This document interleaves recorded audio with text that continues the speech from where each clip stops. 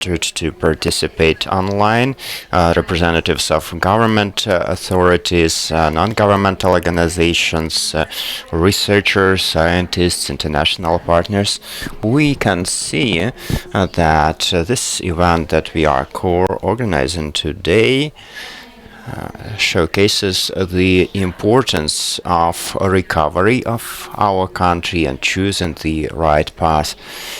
This event is specifically focusing on green sustainable recovery, which is a highly relevant issue. But before we start the in-depth conversation about the pathways of recovery, let us have a minute of silence to commemorate those who make us able to be here today, continue working, and even though we have spoken a lot recently, over the recent weeks and months, about the importance of finishing this unprovoked war soon. But despite all of this, Russians keep attacking our cities, killing our people, as we could recently witnessed in Kryvyi Rih and in Kiev. We know that we need to continue this fight with the thought of recovery. So let us commemorate with a minute of silence those who suffered or died while protecting our country.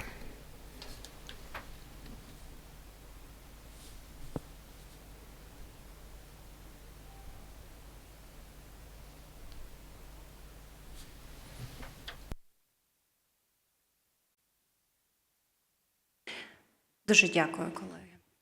Thank you so much, dear colleagues. And today I am honored to launch this event and this platform on green recovery, the first one of this kind, which was inaugurated in Berlin's recovery conference. It has gained many participants, and there are many ideas already developed on the specific approaches to recovery in the different sectors of our economy and our country at large. I'm sure that today we are going to work on our panels to discuss the challenging issues and areas that we need to address so that every sector of our country's economy is recovered in the proper way. We are mentioning all the time that we are going to do this in a sustainable and green way, but how exactly? Well, this is why we are here. This is why we have launched this Green Recovery Platform, so that our international partners and researchers and all of us work together to find solutions for each of the areas. And to us, this is not merely some challenge. It's also a chance for all of us, and sometimes it is easier to start from scratch. And in fact, yes, in many sectors we will have to follow this path. In many sectors we will have to make change, not only to recover, but also to make sure we are in line with the EU integration goals, implementing the management principles that are put in place in the EU countries, because we are striving to become an EU member. And one special word of thanks to our international partners for this opportunity to work together while developing these green solutions for the recovery of Ukraine. Our colleagues from Germany who are supporting to establish this platform and representatives of other countries and ministries, representatives of international organizations engaged in support of our platform, the European Economic Commission, UNEP, which also acts as secretariat of our platform. I am sincerely grateful to all of you who are engaged in this work. And also, very importantly, we need to mention the harm, the impact of war. And I don't mean only harm to the environment, which is huge. We currently estimate the impact at the level of 82 billion euros, but we can think broader than that. Energy, infrastructure, environment once again, and all the sectors of economy. Our platform is working to develop green recovery solutions for every sector of economy, and this is why we will use this opportunity today to have a more detailed conversation on each of the areas. And now I would like to give the floor to the colleagues from the Ministry of Environment and Ministry of Development of Communities. Yes, the Ministry of Environment will be coordinating the effort, making sure we listen to everyone to develop solutions, but we are doing this together, jointly, and all the ministries engaged have some role in this. So let's hear from Marina Denisuk from the Ministry of Development of Community and Territories, one of the key stakeholders and participants of our platform. So the floor goes to Ms. Marina Denisuk, and I wish all of us a fruitful discussion, making sure that we develop effective solutions and tools to implement in the nearest future. Thank you so much.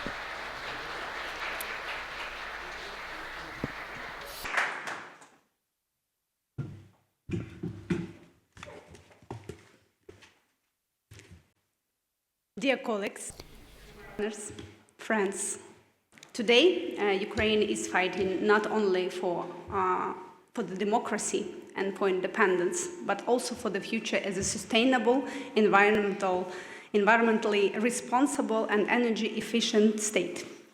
Russian war has caused massive destruction, as the minister mentioned, of our infrastructure, particularly in energy, housing, and industrial sectors. According to preliminary estimates, Ukraine has lost more than 18% of our thermal generation capacities. A significant portion of hydropower plants and thousands of buildings have been damaged and destroyed.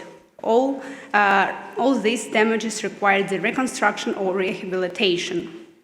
It is important to note that most of destroyed buildings were constructed during the Soviet era using outdated environmental and energy efficient standards. This shows us with the historic opportunity to rebuild our country better than before, rebuild greener, rebuild in a more sustainable way, to make Ukraine as a model of green, innovative, and energy-efficient recovery that could serve as an example for other countries facing crisis or undergoing transformation. Our ministry is responsible for a lot of policies, and of course it's winterization, it's water supply and sanitation, it's critical and social infrastructure, it's housing policy and construction policy. And all these priorities need to be actually destroyed partially and damaged, and we need to restore this infrastructure in a greener way.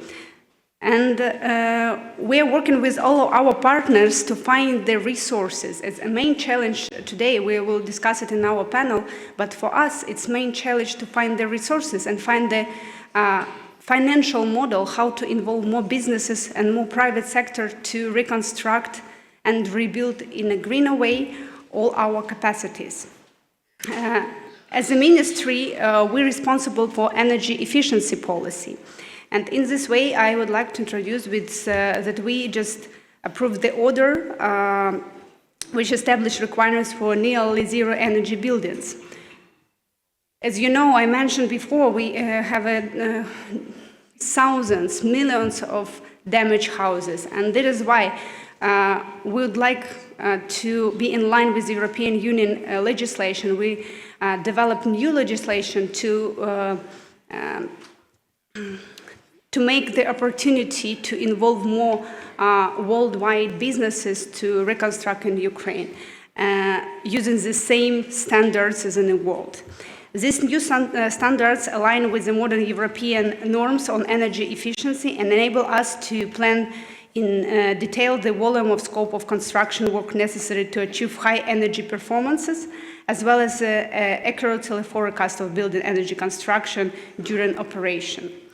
I don't want to talk today about a lot about the net zero buildings construction, because we can discuss it in detail in our panel discussion, but for us it's crucial to use this opportunity to rebuild the country in a greener way.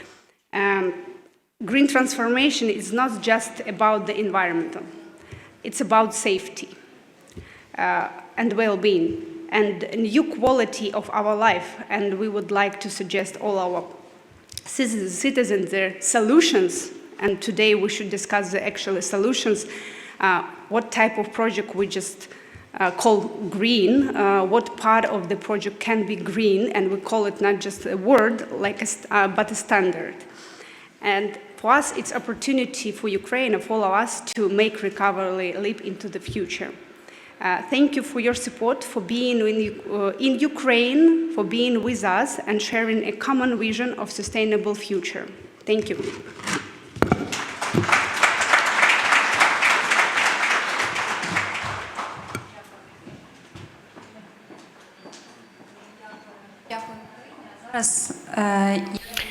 Thank you so much, Marina. And now I would like to give the floor to Ms. Eva Kracht, our colleague and partner from Germany, representative of the partners who helped us establish this platform to develop the very foundation of this platform, and who keeps supporting us throughout the full-scale invasion and have started long before that.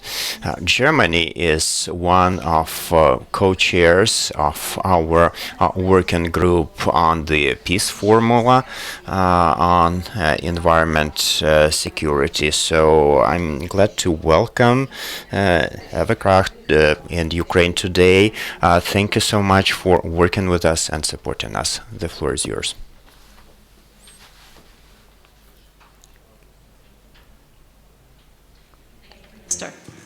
Ministers, Excellencies, colleagues in the room and online. I'm really honored to be here with you today. It's my first time to Kiev. In fact, it's my first visit to Ukraine. I've gone through my first 3 air alerts, and I have to say I'm deeply impressed with the courage and the resilience of the Ukrainian people. Going through this, defending your country, and at the same time, also looking ahead. I think what we're doing here today, what you are doing today, is a great signal of hope and of wisdom.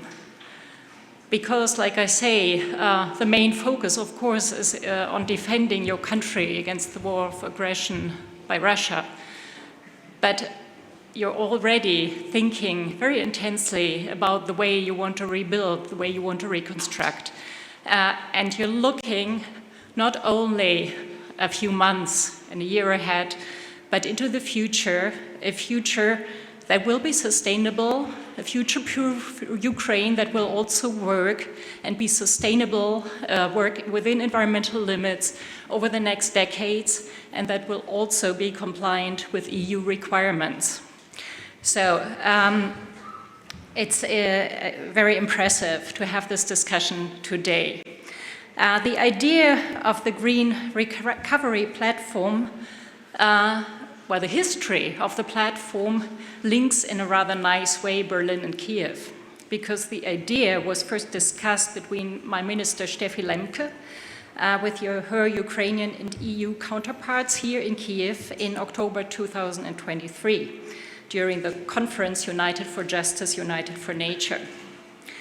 And it was launched in Berlin in June 24 during the Ukraine Recovery Conference in the presence of Vice Prime Minister Stefanishnya, of the EU Commissioner Sinkevičius, and again my Minister Lemke.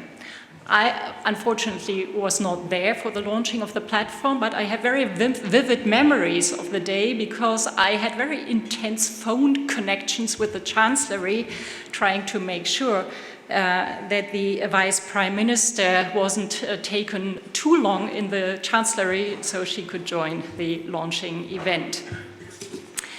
And I think it is really very important to make sure that the recovery process is in line with climate and environmental protection, not only to remedy the catastrophic impacts of the war, including on the environment, but also to have long-term sustainability and move Ukraine towards EU accession. And it is also very wise to look at economic and financing issues linked with the environmental issues from the beginning. This is all very much interconnected and cannot be separated. So it's good that we have the expertise of UNEP, OECD, and UNECE in this process. Thank you very much to the colleagues. And I'm glad the platform has become fully operational now with a secretariat here in Kiev. And is preparing its first activities thanks to financial contributions from Finland, Italy, Czech Republic, and Germany. Well, finally, thank you to Your Excellency, Ambassador Formosa, for attending this meeting today. I invite you to take the spirit of today's meeting and today's discussions back to Rome in order to make the case for giving environmental issues the attention they deserve during the Ukraine Recovery Conference 2025. I'm looking forward to today's discussions, which hopefully will be another step in designing a good future for Ukraine. Thank you. Thank you. Thank you, dear Eva. Як вже сказала, And as has been rightly mentioned by Ms. Eva Kracht, yes, Italy is the next country to host our recovery conference. So let us give the floor to the ambassador, Mr. Carlo Formosa. Italy is paying lots of attention to green solutions and technologies, both inside the country and in its cooperation with Ukraine. We have lots of memoranda on cooperation on green recovery, on the implementation of green technologies in the different fields of Ukraine's economy. Mr. Ambassador, the floor is yours.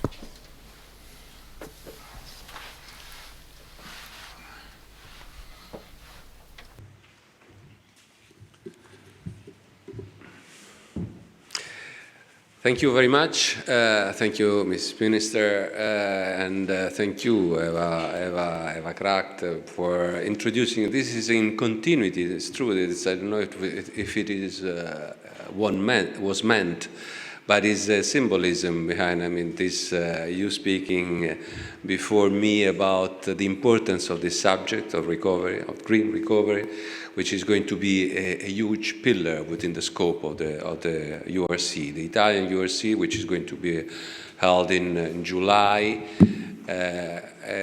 in continuation and on the exact shape that was conceived in Berlin, from which we are going to not only take experience and stake off, but also build on it.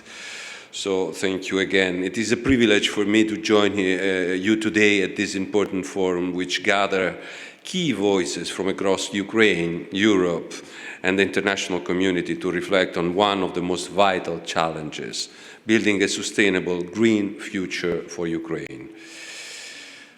For over 3 years, Ukraine has courageously resisted the full-scale invasion by the Russian Federation. The toll of this brutal war is staggering, over $500 billion in damages, with thousands of lives lost and entire community destroyed. The environmental consequences alone, contaminated soils, polluted waters, devastated ecosystem, represent a silent crisis that will affect future generations.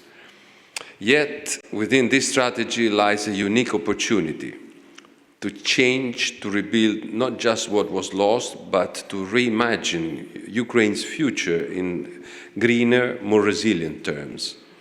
A recovery rooted in sustainability can drive innovation, energy transformation, and long-term ecological security. Italy stands firmly with Ukraine, not only in defending this freedom, but also in supporting in reconstruction. The Italian government is engaged in Ukraine's green recovery through bilateral cooperation, EU initiatives, and international partnership focused on climate, nature protection, and green financing. Among the most recent example is a new 2 million project funded by the Italian government and implemented with the United Nations Environmental Programme.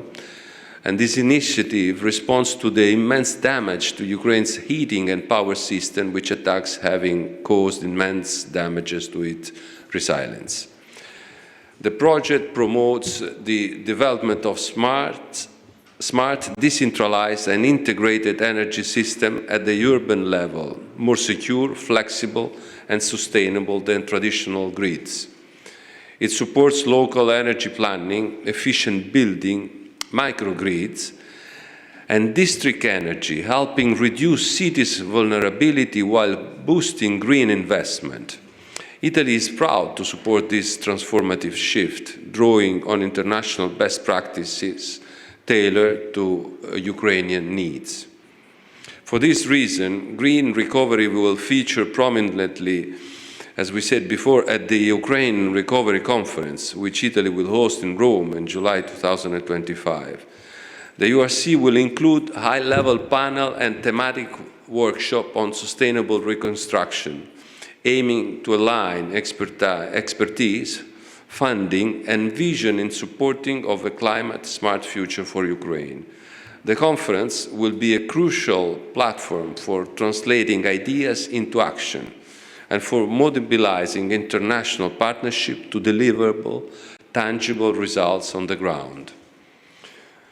The URC 2025 has been conceived in different continuity with Berlin, where the platform for action of the green recovery has been launched. And the Rome conference will offer a key opportunity to take stock of progress made so far, advance to the collective recovery effort, and present concrete achievements. Italy brings to this effort strong expertise in environmental architecture, renewable energy, sustainable agriculture, and the circular economy. Our companies, research centers and NGOs stand ready to contribute not only with the technologically, but also with local partnership and capacity building. We also see a strong role for Italian cities and regions in fostering decentralized cooperation and supporting safe, climate-resistant, resilient communities in Ukraine. Ukraine's green recovery is not a side agenda. It is essential to its long-term prosperity and integration into the European family. As outlined in point 8 of President Zelensky's peace formula, ecological security must be embedded into every aspect of reconstruction. Let us remember, rebuilding is not just a technical task, it is a moral commitment. Italy remains at Ukraine's side in this journey. Together we can turn devastation into an opportunity and build a greener, strong and more resilient Ukraine. Thank you. Thank you, Your Excellency. Thank you very much for all your support. Я би хотіла перейти до Now I would like to pass the floor to the next speaker, and I would like to invite for the introductory remark, a good friend of ours, a country that provides us with enormous support. They are the co-organizers and the co-chair of the working group on environmental security, as part of the presidential peace formula that is the Finland. And we are already implementing a series of projects with the support of Finland, not only within the framework of the Green Recovery Platform, but it's the projects on improving the monitoring over the condition of the environment. So with great respect, I would like to pass the floor to Annika Lindbrun, the representative of the Ministry of Environment from Finland. She'll be joining us online. Thank you, Madam Minister, esteemed Minister Grinchuk, Deputy Minister Denyshuk, distinguished Director General Kraft, distinguished Ambassador Formosa, and esteemed UN Resident Coordinator Schmale. Dear participants and fellow colleagues and friends in international organizations, it is a great honor for me to address a meeting of the Green Recovery Platform. I'm doing so on behalf of Mrs. Stendahl, our Special Envoy for Environment Security, who for health reasons could not unfortunately make it. My name is Annika Lindblom. I'm the Director for International and EU Affairs in the Ministry of the Environment of Finland.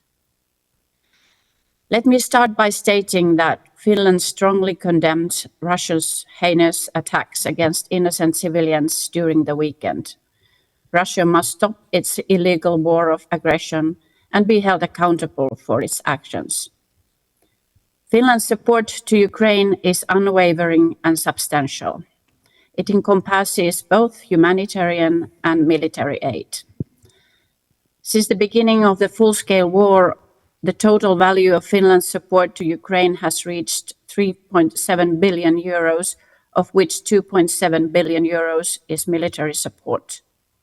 Our humanitarian aid is totaling 83 million euros. We are committed to supporting Ukraine in monitoring and assessing the environmental damage caused by the war. We want to work alongside our European friends and international partners to ensure that those responsible for environmental crimes will be held accountable. It is crucial that the extensive environmental damage is documented and addressed, ensuring that justice is served and that Ukraine's natural heritage is preserved for future generations. To this end, we have allocated significant resources to enhance the capabilities of Ukrainian environmental authorities in tracking water quality, air quality, and terrestrial ecosystems. Our cooperation with Ukraine focuses on sustainable reconstruction, ensuring that rebuilding efforts incorporate energy-efficient solutions and green technologies. This approach not only addresses immediate needs, but also paves the way for a more resilient and a sustainable future. Distinguished participants, we have had the honor to co-chair point 8 of the Ukraine Peace Formula together with Germany and Bulgaria. We are heartened by the strong support expressed at the international meeting in Helsinki in October last year for a concerted effort for the immediate betterment of environmental security in Ukraine.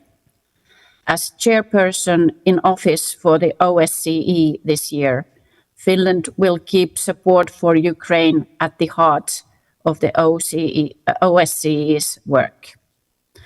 To respond to the changed security situation in Europe, Finland will underline all aspects of comprehensive security, including climate and security. Climate change is testing the resilience of the participating states. Drawing on the decision of the 2021 Ministerial Council in Stockholm, Finland will intensify the efforts to respond to the security threats caused by climate change.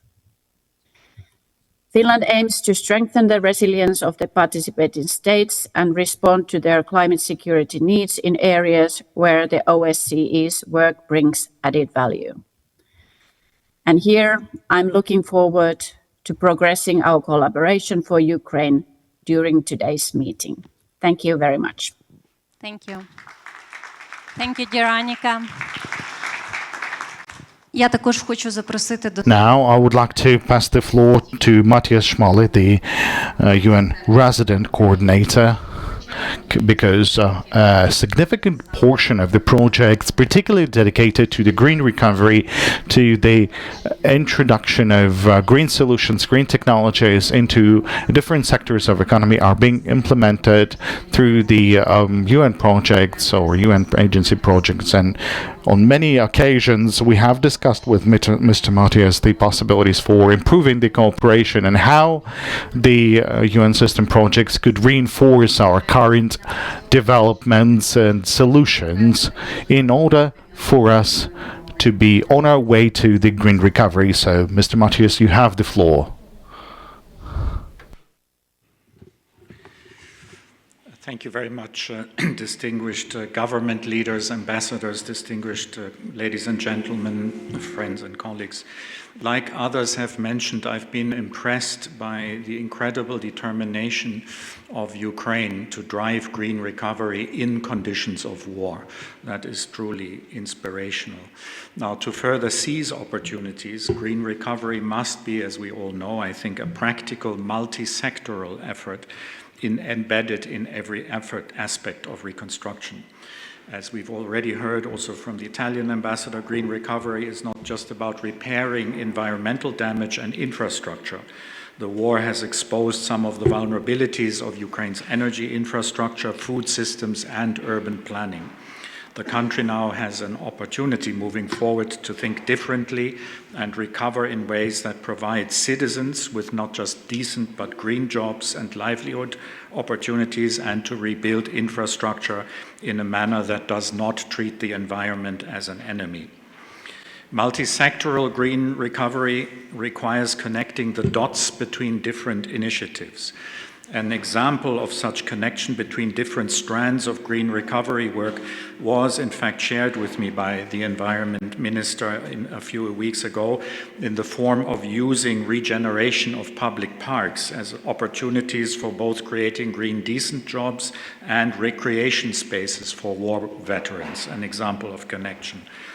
Another example I saw in Zaporizhzhia Oblast 2 weeks ago is Governor Ivan Fedorov there and his team promoting green energy islands that not only make businesses and public institutions like hospitals less dependent on the electricity grid, but involve using green energy such as installing solar panels.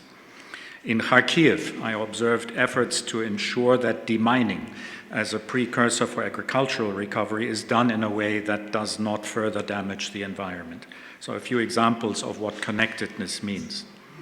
Now, we've already heard that United Nations agencies have been actively supporting Ukraine in laying the groundwork for green transformation, and let me give a few quick non-exhaustive examples. UNEP, Pier Carlo and his team have been working closely with the Ukrainian authorities to assess environmental damage and support policies that ensure ecosystem restoration is fully considered in reconstruction efforts.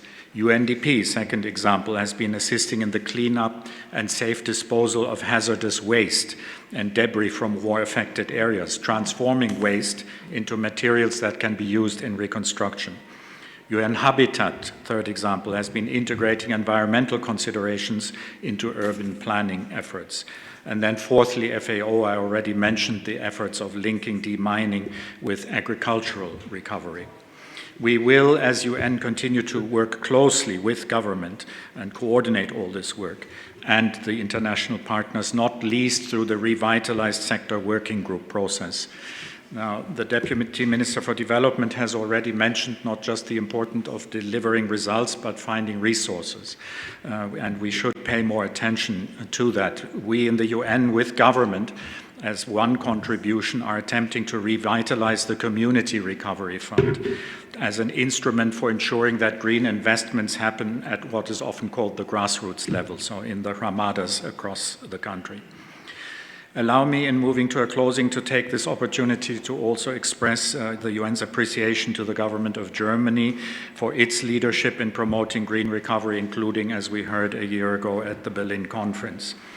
And finally, in ending, I wish us all constructive discussions that will increase not just shared understanding, but give a clearer sense of how we deliver results. Thank you very much.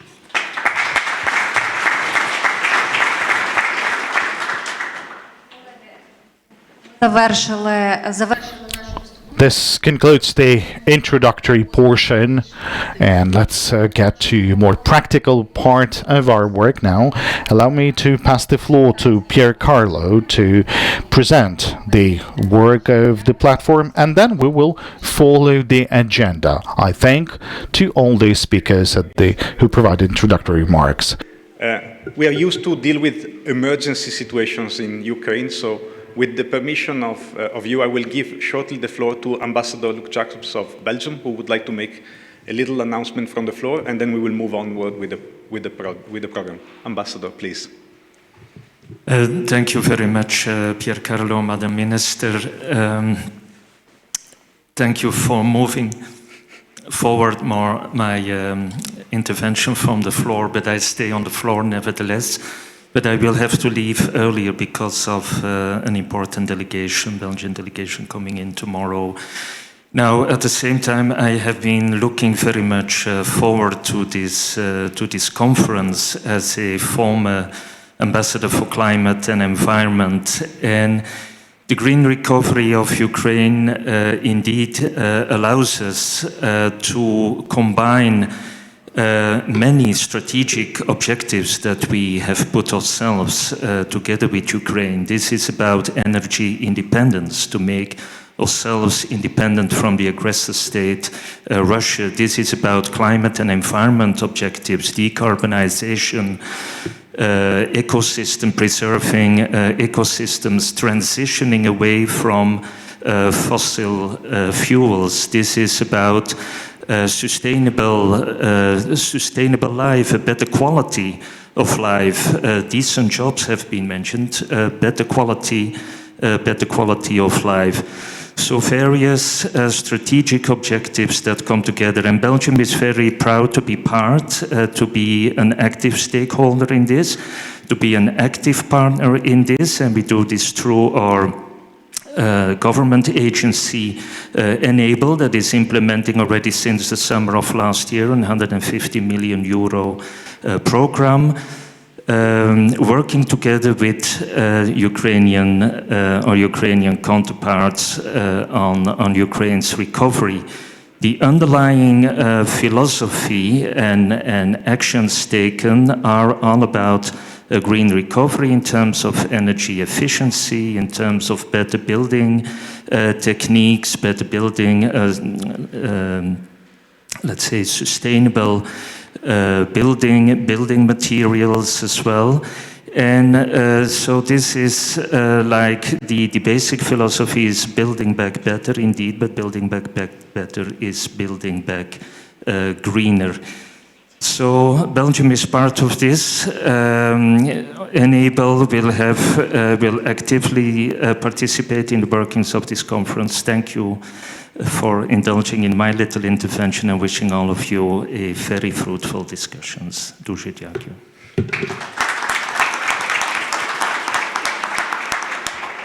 Thank you, Excellency. Well, as it was said many times before, the Green Recovery Platform was born in Berlin, so it has German nationality to a certain extent. but it went through a long process.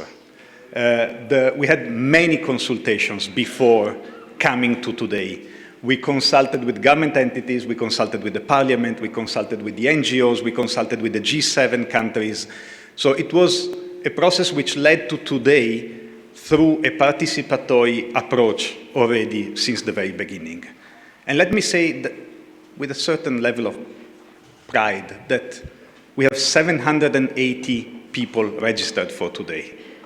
Half online, half in person. So there is a strong request to participate on the issue of green recovery. So this is something that we wanted since the very beginning, to provide a forum, a platform for everyone to feel at home and be able to make their voice heard on the issue of green recovery. And this is also visible in the room with all the posters of partners that are visible here that wanted to be today here with us, contributing to the issue. This is not a UNEP event. This is not an event of anyone. This is the event of the platform itself. Everyone should feel at home here today. As we said, we signed it in Berlin at the presence of the First Deputy Prime Minister, and since then we started the process leading to today. And what is the platform about? The platform is about making sure that everyone is heard on what is green recovery. There is a lot of talking about green recovery, but then if you ask in practice what it means, nobody knows it. This is number one. The second question is, there is still some concern among some stakeholders that green recovery is slower, more expensive, and undoable. Well, we need to make sure that we turn the crisis that is in Ukraine into an opportunity for a new way of life in this country. You may know that in Chinese, the word crisis is written exactly the same way as the word opportunity. So this is something that we need to use also today and in the coming months. The last question that we want to ask ourselves is, if tomorrow there is peace, just peace, and we all want that, are we ready for a green recovery of the country? Or what is missing? Where are the barriers? But also, what are the opportunities? So what can we do today to be prepared for tomorrow? This is the role of the platform. Start to identify the opportunities, start to identify what could be the limitation to green recovery, and how can we iron them out before we need to have concrete action on the ground. The platform has defined its governance with 3 levels. We have a stakeholder forum. This is you, is all of us today. The idea is that there are many coordination mechanisms, but they are never so open to the stakeholder community. We have today NGOs, we have today academias, we have international development partners, we have ministries, we have research centers, not only in Ukraine, but throughout the world connected today.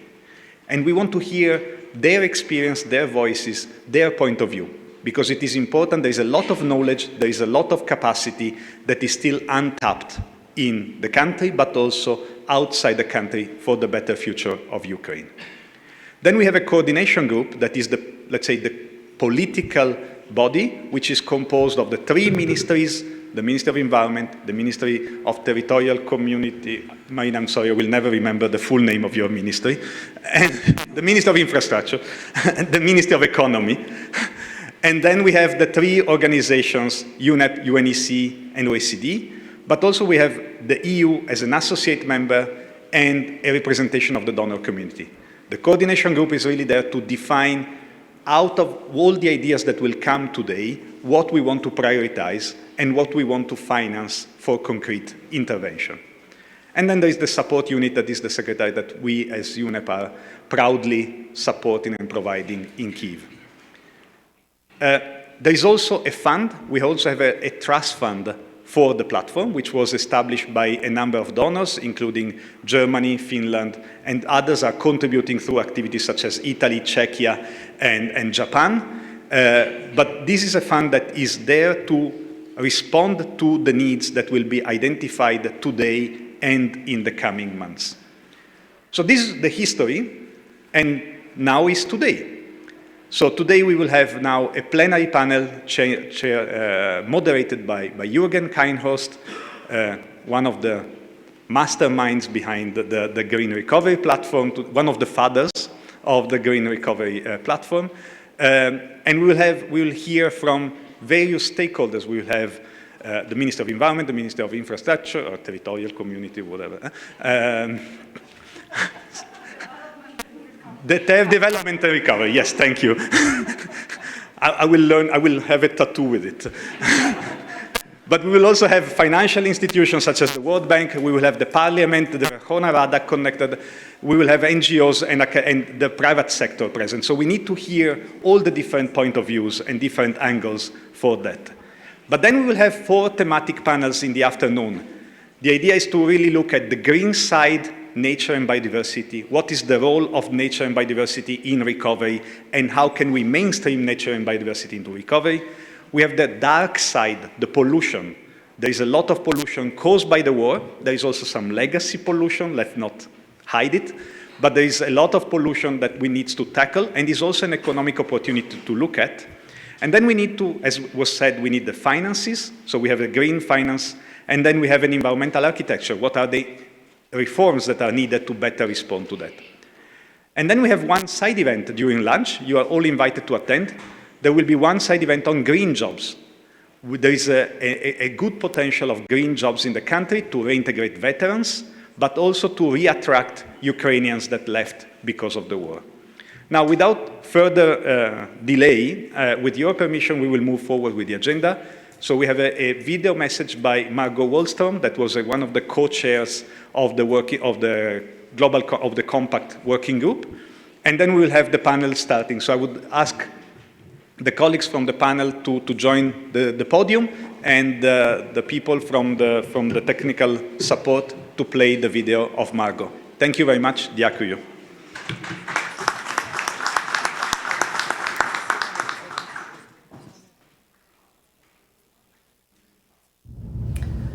Distinguished guests, esteemed colleagues, dear friends and partners in Ukraine's green recovery.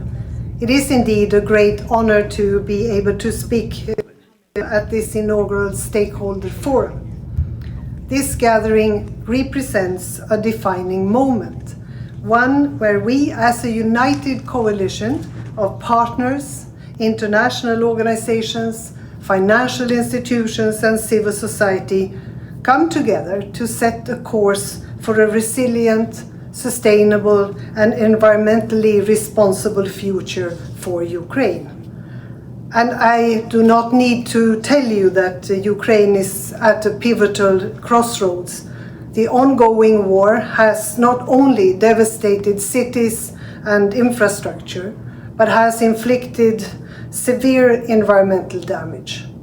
Its forests, rivers, and agricultural lands suffered from military activity, pollution, and destruction of industrial sites. The war has heightened ecological vulnerabilities, from contamination of soil and water to increased carbon emissions and biodiversity loss. The path to green reconstruction is fraught with obstacles. I would like to highlight 5 challenges. First of all, environmental contamination from damaged industrial sites, which has polluted soil, air, and water, requiring extensive cleanup efforts. Secondly, balancing energy security with a green transition, and that remains difficult as immediate needs may clash with long-term sustainability. Thirdly, the financial barriers pose another hurdle, as securing sufficient funding for large-scale sustainable projects requires alignment between international donors, private investors, and government agencies. Fourthly, institutional and governance gaps must also be addressed to enforce sustainability standards, combat corruption, and improve coordination. Lastly, competing global priorities and geopolitical tensions threaten to divert attention and resources away from Ukraine's environmental recovery.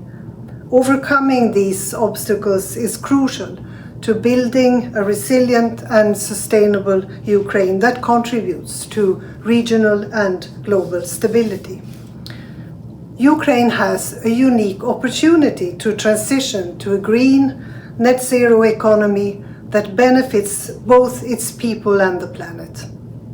With the right support, Ukraine can lead in green technologies, modernize its industries, and stay competitive in European and global markets. And there are several key opportunities to seize. First of all, Ukraine can tap into its vast renewable energy potential, becoming a major green energy hub for Europe and addressing energy security concerns in the long term. Second, the rebuilding of Ukraine's infrastructure from transport to housing offers a chance to integrate energy efficient systems, climate adaptive urban planning, and resilient transportation networks. Third, sustainable reconstruction must prioritize eco-friendly production, waste reduction, and responsible resource management, with green finance mechanisms driving innovation and investment. Finally, addressing the environmental impact of the war, including demining and land reclamation, will not only support recovery but also restore vital agricultural and water resources, ensuring a more resilient future. By embedding sustainability at the core of Ukraine's reconstruction, we can unlock long-term economic and environmental benefits. This is why I welcome this first stakeholder forum of the Platform for Action on the Green Recovery of Ukraine. And I hope it will be more than just a forum. It is a commitment to collective action. And each of you here today has a crucial role to play. Governments must enact policies that drive green innovation. International partners must provide the resources and knowledge sharing that make sustainable development possible. The private sector must invest in green technologies and resilient infrastructure. And civil society must ensure that this recovery remains inclusive and just. Let us act together so that we can be more than the sum of the parts. Only together can we turn challenge into opportunity and lay the foundation for a greener, stronger, and more prosperous Ukraine. And Ukraine's green recovery is not merely an aspiration, it is an imperative. We must act with urgency, determination, and unity. And the choices we make now will shape the future for generations to come. And maybe I can add to that, that we must all admire the way Ukraine and its leadership has put environment on the international agenda and on their own agenda for a future peace. So I thank you all for your commitment to this vital mission. Thank you.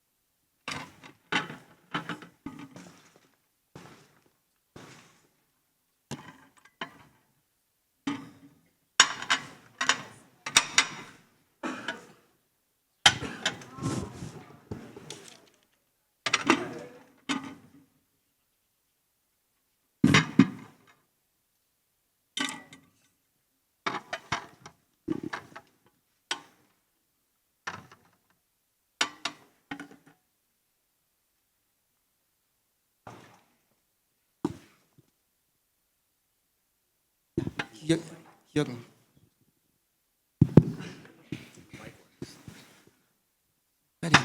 Yeah, it's a great honor for me to moderate this first plenary, and I must say I'm very much impressed to see that we have found such a resonance with our idea to set up a platform, an environment-related recovery process here. And it's true that it means also a commitment not just to talk about the challenges, but also to contribute to find solutions. And so far, the goal of this plenary session here is first to contextualize what means green for the recovery. You could also say, why not just, or why not to build up a more resilient economy? So definitely these all are priorities, but it's also important to show what means green and why green should be also among these priorities. And insofar, there's a question, are there some specifics to be taken into account in economic development strategies for the country? What does it mean, for example, for the private sector, and what is the role of the state in this regard? But it's not just about strategies for the time of recovery, which has already started, but there are also decisions made already now where such elements should be taken into account. You all have heard about potential stranded assets. And so far the question is what might be no regret strategies. And it's very important to discuss how and in which way this green element has to be concretized, specifically when it comes to public funding and also to foreign support. And in this context, we have indeed this continuity from the Berlin conference to the conference in Rome. And I think all behind this platform, they are very interested that Rome is a very important next milestone to give answers to these questions. Another point of interest is to define what are the major threats for such a green process. But the expectations now for this round here go beyond the point just to have an exchange. So the platform is to support the government from Ukraine and also the international community to develop proposals, recommendations, what has to be done to come to such a sustainable process in the country. And we can contribute to design a work program for the platform. This is very concrete and should help all. We have more specific panels in the afternoon. I will not refer to this. I will not start with this round. The idea is that we have a round among the panelists here with one opportunity to give answers to what was addressed in the first round. Then there might be a second round, and then it's open also for the plenary. And I would like you to signal, and this is here in the room, but also for those participating online, it's followed up by the colleagues, and they will then give an advice who among all those with questions have a chance to put a question to the plenary here. It's a great pleasure that we have such a panel here with distinguished panelists. So I would like to start our discussion here as a minister for environment from Ukraine, Svetlana Grinchuk, then followed by the deputy minister from the Ministry for the Development of Communities, Territories. Not I have to learn what's following then, but I can tell you. Okay, good. On the sake of time, then Mr. Oleg Bodorenko, who is the chair of the Environmental Committee from the Verkhovna Rada. So there is a request as he has to leave for another meeting and is online from Geneva. As far as I see that he is following the minister. Then Kevin Tomlinson from the World Bank, so that the IFIs are represented here. Tatiana Tundashokto from the Environment League of Ukraine, and then Olya Kulyuk from the Federation of Employers of Ukraine. So you see we have all the major stakeholders here in the meeting. I would like to start with the first round of questions.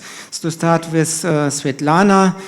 just directly, which are the type of investments you would like to see as Minister of the Environment?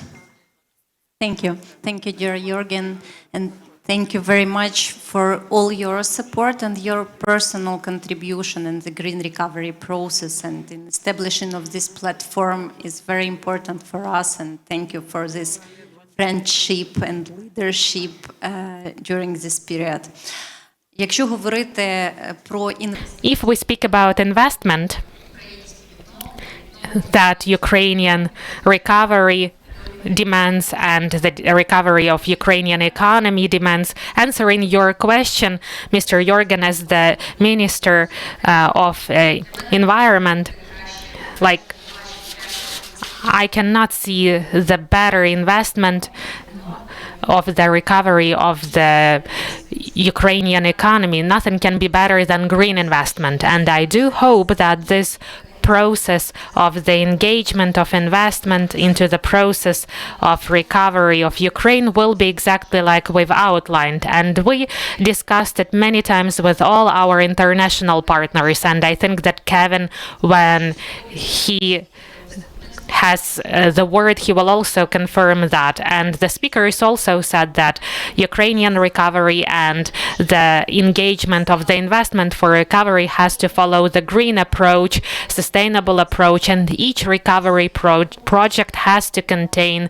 a green recovery element. And it's great honor for me, in the communication with many institutions, financial institutions funding recovery projects in Ukraine, I'm so happy to see that they follow this approach. All the projects of recovery happening in Ukraine, they have to take into account that the recovery has to take into account sustainability and the green approach for these projects. And with the use of the most progressive technologies, novel technologies and modern technologies, which will help us build the new environmentally friendly country that'll be the full member of the EU, and our economy and each sector of our economy will comply with the principles and the standards that the EU members follow. But at the same time, I'd like to say a few words about the challenges. Our panel discussion is named Challenges and Opportunities of Green Recovery in Ukraine. So in terms of the challenges, of course, the biggest challenge for the Ukrainian environment is the combat actions and the destruction that has already taken place and unfortunately continues happening every single day. In terms of numbers, as of today, we have already registered 8,100 cases, crimes against the environment.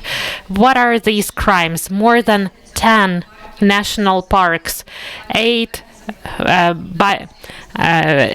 reserves, 2 biosphere reserves are in the occupation and were damaged significantly and destroyed. Some in ecosystems, some territories that we were preserving for decades, using all the international approaches to develop and preserve these territories. Unfortunately, they've undergone such destructions that unfortunately most of them, even like when we deoccupy these territories, we won't be able to recover them to have the pre-war condition. 744 water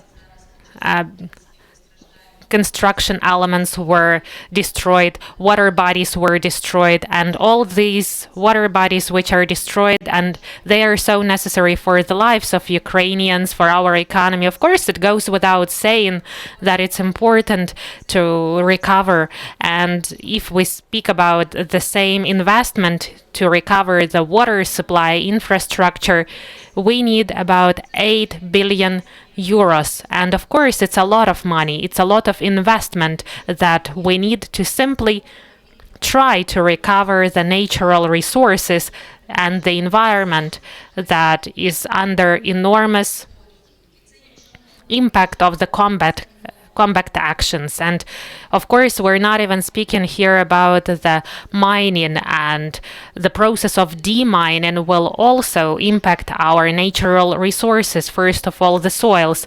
557 deposits of minerals that are also in the occupied territories. This is the property of the Ukrainian nation. And it's not clear how we will continue developing this sector in the future. And there are a lot of other sectors. I mean, forestry, it is also affected not just due to the fact of the combat actions, but a lot of the forest fires have increased multiple times due to the fact that the forests are mined and there are combat actions, and every single year it's more and more difficult to put these fires under control because, first of all, we can't use all the means that can possibly be used to control the fire. And of course, there are a lot of points, and it's important to mention the unprecedented event, the direct attack on the safe confinement of the Chernobyl power plant. The confinement, the construction of that Chernobyl confinement, together with the whole international community, was finished in 2017, and we all hoped that it'll help us to develop sustainably and to be safe, at least in the meaning that we've ensured the nuclear safety with the help of the new safe confinement. And the drone attack, which unfortunately led to the fact that for 2 weeks we couldn't stop the fire there due to the specifics of this construction. And as of today, unfortunately, this arc has lost its function that it had. I mean, protecting people against the radiation. Of course, we control the situation, and luckily the attack was on that part of the arc which didn't lead to some more horrific consequences and outcomes. But right now we're jointly working with the construction specialists and partners to recover the functionality of this confinement arc so that we would feel safe and wouldn't wait for any other horrible incidents. But we can see that the challenges and the threats appear every day. First of all, during the combat actions. But despite all of that, we continue developing our country. We've started the recovery process, and in many cases, I can really tell you that this process is actually about green recovery. But our task as the government and central authorities, legislative authorities, our task is to build the regulatory framework that'll actually make it possible to ensure the sustainable and green recovery of Ukraine. Here I will speak more about the Ministry of Environmental Protection and Natural Resources of Ukraine. So the other panelists will speak about their sectors and areas. So what is our main task? As the ministry, we have to ensure the cross-sectoral process of this green recovery. We have to ensure the implementation of the environmental principles into the recovery process of each economy sector. And the first step is actually to create this green platform to make it work. As Pierre Carlo and Jürgen have said, we will work on the specific working plan on how the platform will work, what the next steps will be like, and we will divide into the working groups. And we do hope that this process will bring us to the fruitful result where we can say that we've jointly elaborated, taking into account the position of every participant, that will be able to say that we've jointly elaborated the approaches and tools to green recovery. And one more point, together with UNDP and all the other stakeholders, we're developing the draft law on the principles of green recovery, so that every single sector, every ministry in the process of its recovery would be able to use these principles, understanding that in the implementation of their projects, in the implementation of all the recovery, reconstruction projects, we are following the main principles of green recovery. We apply the technologies that will help us build really strong, sustainable green economy. And also, it's highly important that all our reforms and all our actions rely on, and they are tightly connected to the process of EU accession, because we do understand that all these reforms in our economy, the recovery of our economy, it has to be going hand in hand with the process of the EU accession and the implementation of the EU legislation in Ukraine, the synchronization of all the legislation. Let me touch base some reforms that are being implemented by the ministry. I'll be brief. First of all, the reform on the climate policy. We jointly with the EU countries have the aim to be environmentally neutral by 2050. Here we spoke about the challenges, but let me outline the opportunities. Right now we have the opportunity to rebuild our country, our economy in the way to achieve the goals and aims we have that are the same with our partners in the EU and colleagues.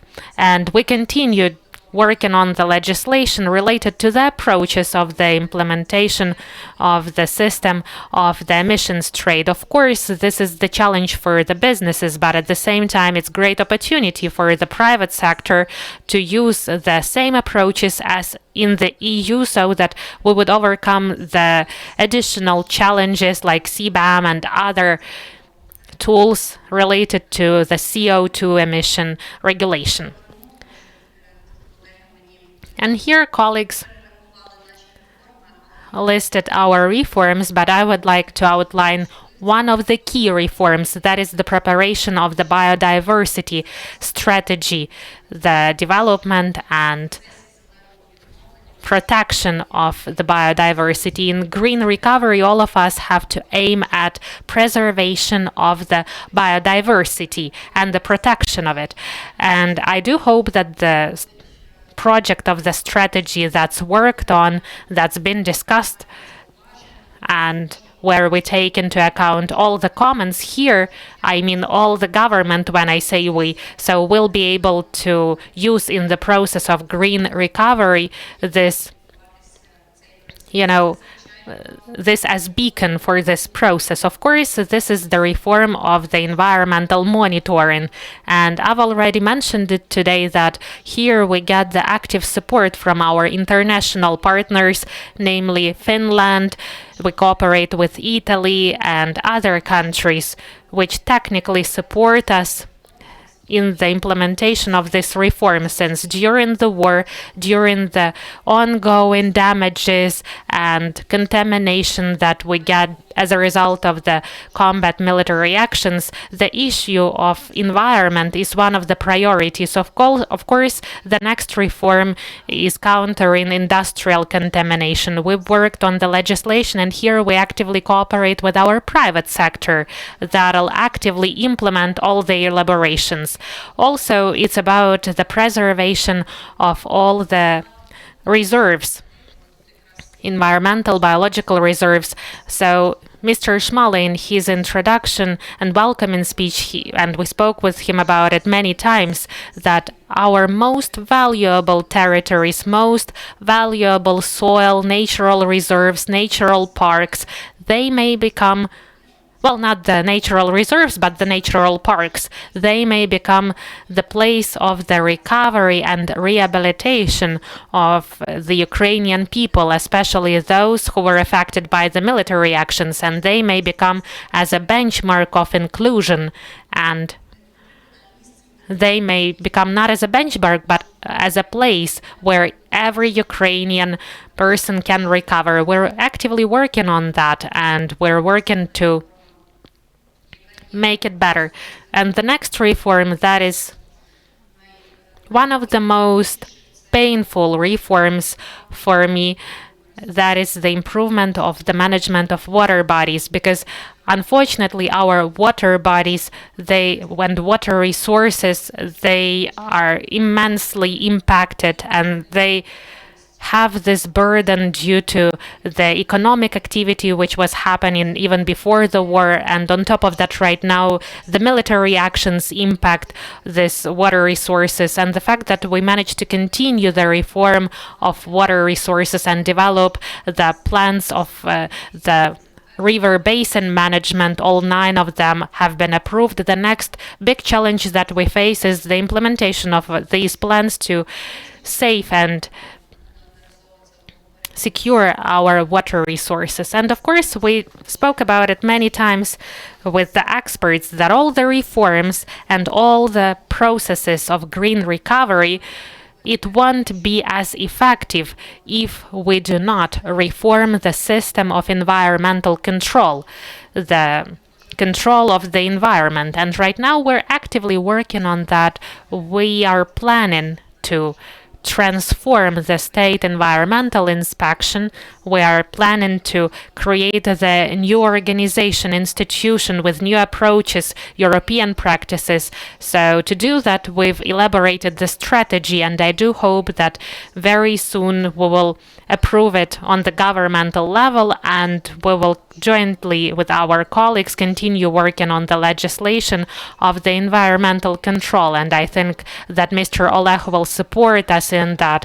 I mean, we work a lot, we work hard, and our main task is to create the framework for each sector of our economy, for each Ukrainian, so that in the process of recovery we would prioritize environmental protection. Otherwise, what's the point to keep on fighting, and what will we protect if we can't protect our soils, water resources, forestry, and environment? Thank you.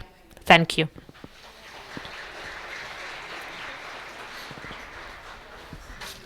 Svetlana, thank you for your commitment, and I must say all the time I'm extremely impressed about what you are doing, and over in the situation of war and parallel activities, and that this is feasible. That is really a huge commitment, and I think it's also inspiring to all those from abroad to support you in your government, in your activities. I have to make a short announcement again. So I was asked that those interested to speak or to put a question, they should flag it now already, so that it can be prepared for the end of this round. Then I would like to continue with our next speaker, Oleg Bondarenko, the chair from the Environmental Committee, who is joining us online from Geneva. There was also already reference made to the legislative aspects. I think the EU process is a huge challenge, and the number of directives in that sense in the field of environment might be the record holder in the accession process. On the other side, on the one side, of course, in your function, you have to be the advocate of environment and climate, and on the other side, as a parliamentarian, also to balance it with competitiveness arguments, social aspects, and so far. So my question is, where do you see the biggest challenge regarding implementing green recovery over the next time? Greetings, colleagues, greetings, moderators, panelists, Svetlana. So good to see all of you. I am so sorry that I didn't manage to join you offline, to join you in person. Of course,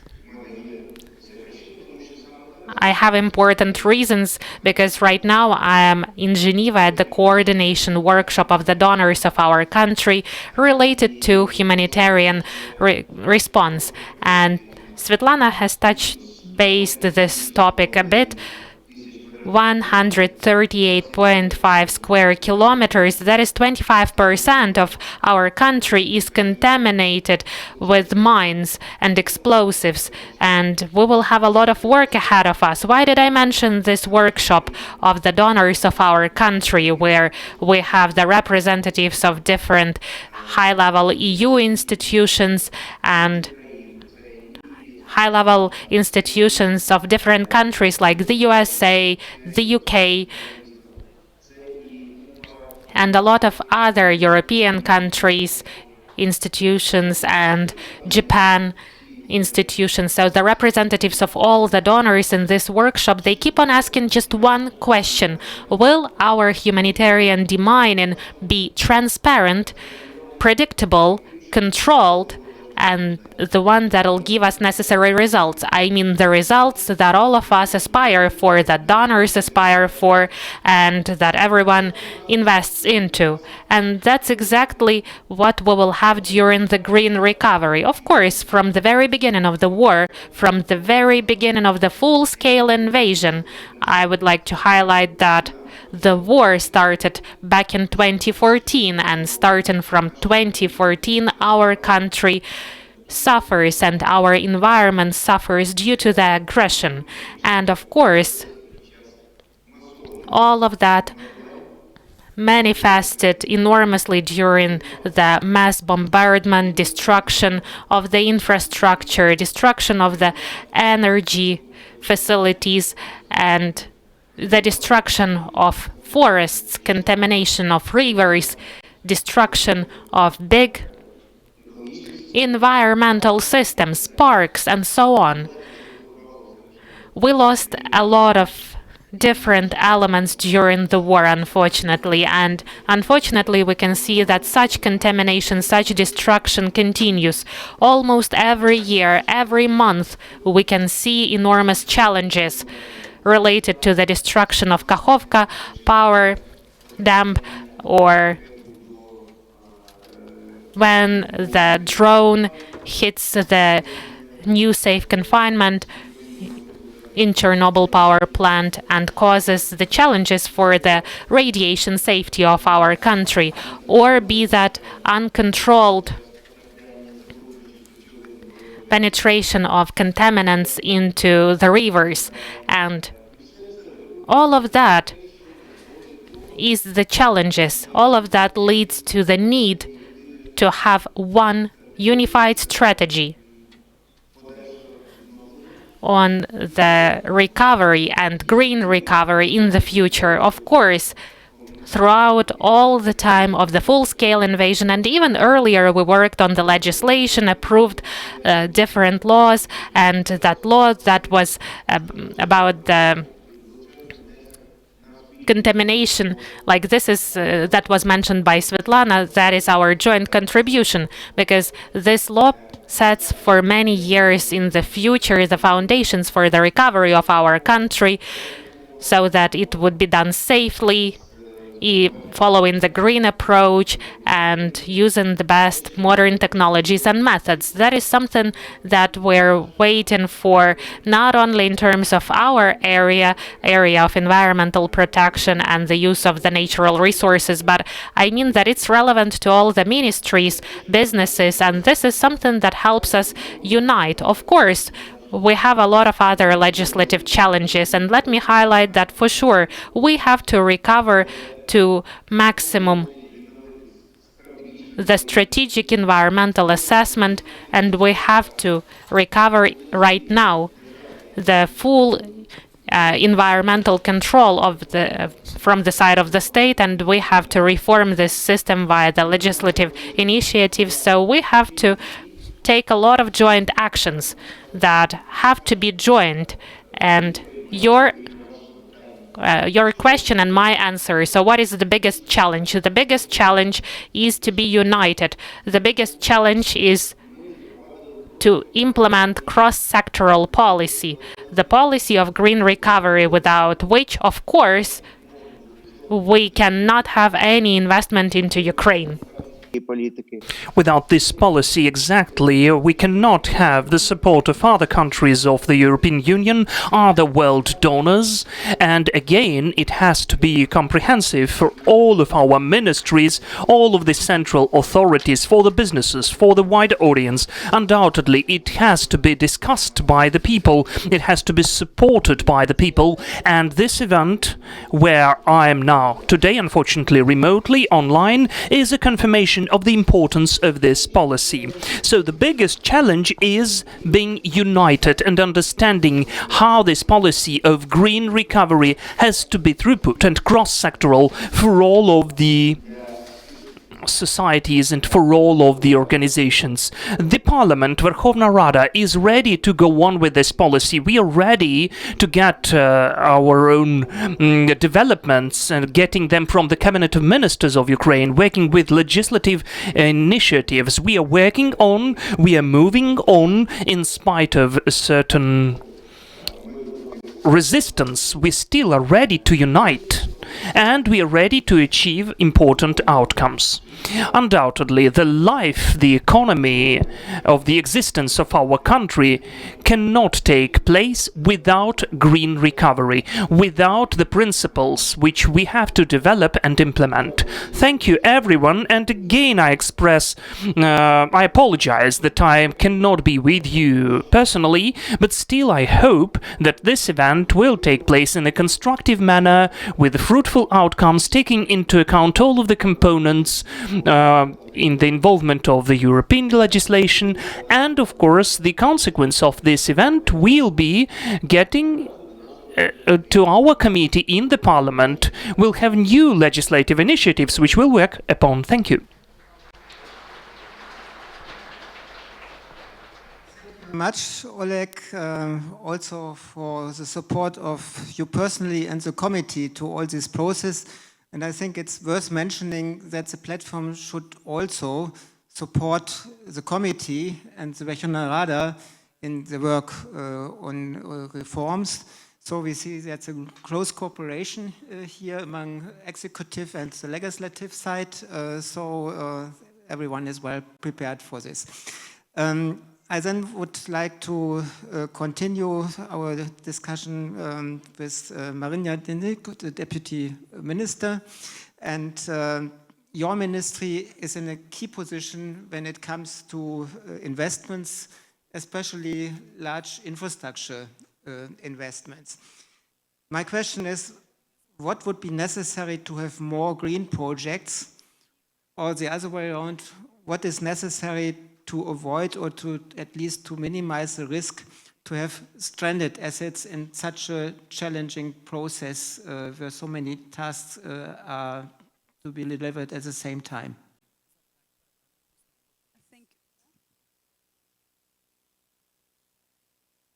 Hello, yes, working. Thank you for the question.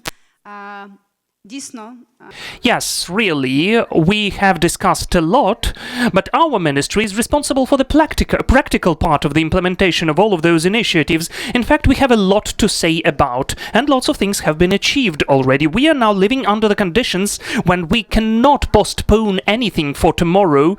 That is why we have several spheres of work. First of all is the recovery of whatever was ruined. We need to recover and reconstruct it just now, and the medium-term planning of bigger infrastructural projects. The challenges which I already listed are the challenges of the involvement of funding and attractiveness of funding, because we've presented the assessment over DNA 4 in the end of this in the end of February this year, together with the World Bank, with the EU and other stakeholders, which were involved in the development of one more assessment. And the figures which we could see there, they cannot be covered by some separate state or a group of states or partners. Here we need to involve as many private sector representatives as possible. Unfortunately, we don't have the Ministry of Economy here, who would tell more about the green solutions in the private sector. They will join us a bit later today, and we'll be able to ask them what mechanisms of the involvement of private sector and the use of green solutions, not only renewables, but also other solutions which they can be used just now. Now moving to the practical projects which we have now and which already show that we are recovering better than we used to. I can name an example of the projects with Japan, where we are installing heat pumps in the social infrastructure, utilities and facilities. This is the replacement of the existing heat power plants, which I already told you about, and bigger boilers which were ruined and destroyed. The heat solutions need to be found on the ground. So we are providing the distributed generation where it is possible, and we are using new methods. They are new for us. We need pilot stages and to understand how they can be used in the more efficient manner, because heat pumps, it's both heating and cooling. How we can integrate such systems into the centralized system of heat supply. As of now, we're using the time which we have so that we could implement smaller pilot stages. That is how we're using such sources of funding. Another example is cooperation with the European Investment Bank. We are procuring electrical cars and transport. Now, during the war, we are already going on replacing transport with the internal combustion engines with the electric cars, and these processes are going on for many cities involved in these projects. Water supply, which it's a very complicated topic for all of us, a hard policy to discuss. We have imperfect tariff, and under the conditions of war, it is impossible to equalize these tariffs with the market indicators, which led to the very bad state of the whole sector. Still, together with the World Bank, we have the project which we are finalizing this year, where we involved many water utilities which are trying to find solutions and at least not to pollute.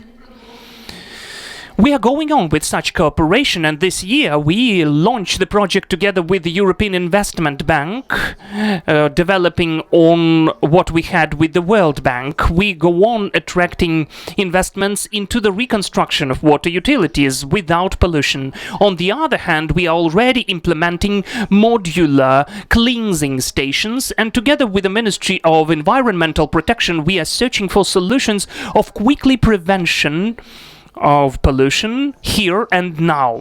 Those modular solutions are transportable, but there are other solutions which can be stationary. They can exist forever and they are stable for the future, because the construction of the new facilities need more time and higher investments. When I mean higher and more time, I mean more than 5 years. But now we are, as I already said, under the conditions which cannot be foreseeable, with lots of conditions for that. So we need to act now and here wherever it is possible, and all of the modular facilities which we can use for the protection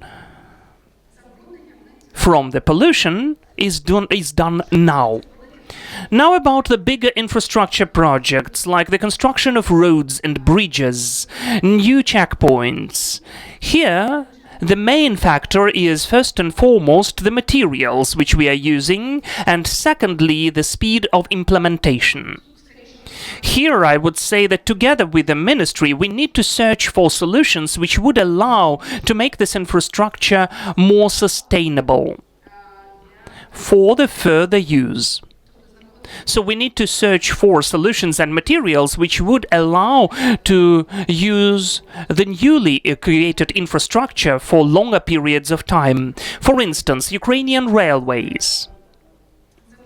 Now we are procuring the rails, which is the key story for the railways, that is security in the railways. But we are now trying to find the solutions which would allow us to use the rails for a longer period of time. We are acquiring equipment which examines the rails, so that we could get rid of flaws of the rails when they emerge at the first stage possible. All of those solutions lead to the question, where is the green part? But the green part is in the sustainability and the time of use, the life cycle. Because when this rail is produced, we need to use sometimes fossil fuels. The longer we use some solution, the less we harm the environment.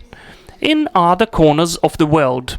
Surely we would like to have this production in our country, but you know the current situation and that our infrastructure is destroyed. In the future, the private sector has certain ideas, including the implementation of bigger projects on the production of steel, including green steel. I've already mentioned several examples, but we have more of them. This is also the energy efficiency in the buildings. You know that in Kyiv region, which used to be deoccupied, we had more than 20,000 destroyed objects. All of them are almost all of them reconstructed. We are actively recovering them and we are using the measures on energy efficiency. So all of the schools and kindergartens which are reconstructed there are already done with the better materials, because our partners together with us are taking decisions to use more sustainable decisions, even for the quick response, for the reconstruction of the facilities, not just to create new ones. That is why that will be all for me. I'm ready to answer any questions, because in fact, when we are searching for the financial solutions, we are using all of the possible practices of the world level so that we could make it better. And you know that the state budget does not have that much of enough of resources for the recovery. That is why, together with the partners, we are searching for optimal solutions to use these technologies. Thank you.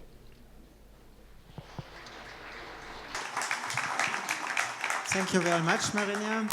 Also for the practical examples, I think there were already some good advice regarding the design for the work program for the platform. For example, sustainable value chains, and the other issue is financing. And this brings us directly to our next panelist, Kevin Tomlinson from the World Bank. So we know good governance and a supportive legal framework are key for investors and for banks. The same applies regarding cost recovery of investments that was already addressed when it comes to the tariff system, but the difficult situation, how to come to changes in times of war. It's related to questions as affordability, and then there's in principle also another big issue, the potential debt load for a country, which has also an influence on economic recovery. So my question is, under this extremely difficult framework condition, what has to be taken into account from this financing side? What should be included in the strategies, and maybe even more relevant, what could be done and should be done already now? As of course, with the investments, the country cannot wait until the peace has come. It has to do investments already now, and what could be supported from your point of view?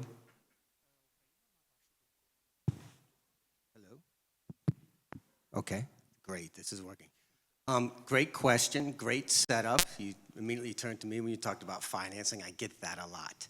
I'm gonna start, because I'm at the World Bank and this is what we do. I'm gonna start at 30,000 feet. And now I'll get to your questions, and I hope I answer them in the course. First, just let me say thank you very much for being here today. We're having a lot of discussions, all of us, about rebuilding Ukraine. Important discussions. I think today's conversation really excites me because what we're really talking about here is setting a new standard for how to do a green recovery in the 21st century. Let's be honest, the scale of the devastation caused by the war is overwhelming. But what's even more powerful is how Ukraine's responding, not just in terms of recovery, but it's transforming. Economically, environmentally, and institutionally. That's what we're talking about here. And here's the key.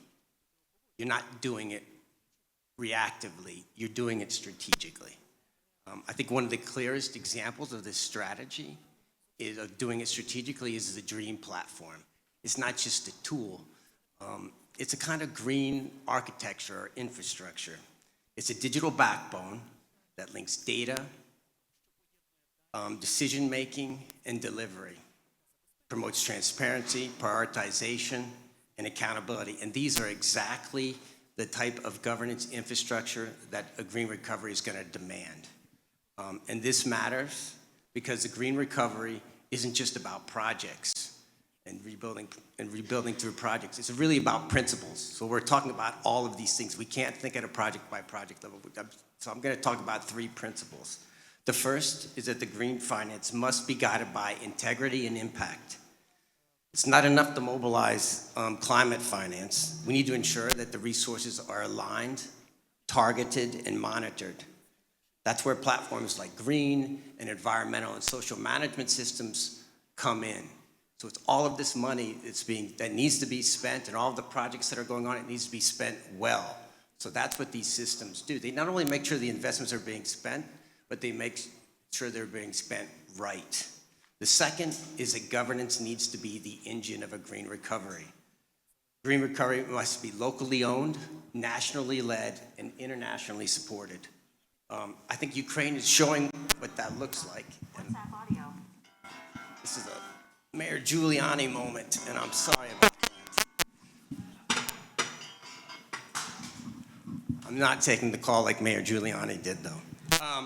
So what was I saying? I was saying, listen, I think just by the dint that we're here, Ukraine is actually showing this leadership. You bring together ministries, municipalities, civil society, and the private sector.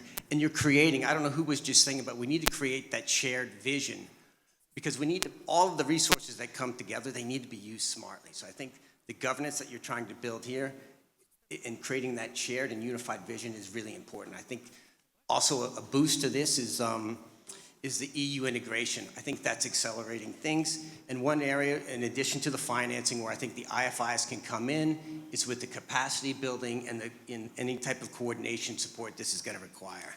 I think the third, and what I've been talking about, or thinking about a lot, is that architecture really matters. And I don't just mean buildings. I mean architecture of systems. Ukraine's building a new model for environmental governance, one that's digital, data-driven, and decentralized. This is how we're going to embed resilience into reconstruction. This is how you build back not only greener, but smarter. So at the bank, we're proud to be a part of this and support this direction. So what we're doing right now is, and I can get into the nitty gritty, but I don't think we have time for that, but I'm happy to answer any questions, but supporting environmental assessments, to hazardous waste cleanup, to thinking about green financing frameworks. And we're working alongside Ukraine and our other partners to do this. But let me be clear, I think it's not about what we're doing, it's about what Ukraine is building and how collectively we can help Ukraine in this, realize this potential.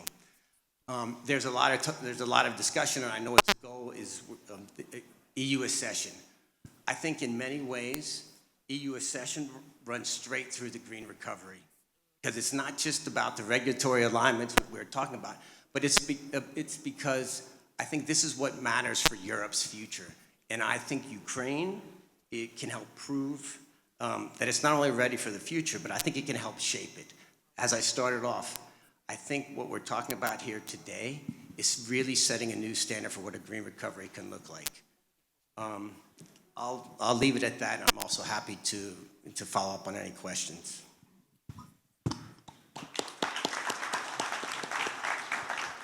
Thank you very much, Kevin.